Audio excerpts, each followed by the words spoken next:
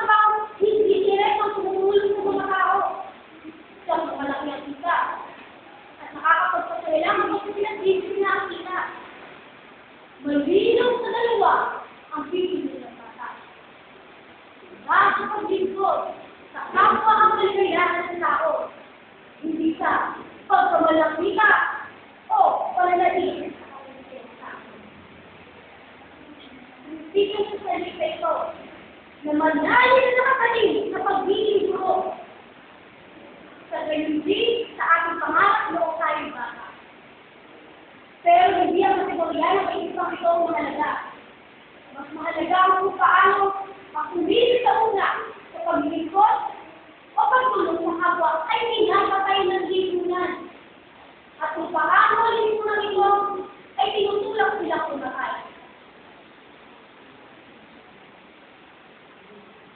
Gusto ba na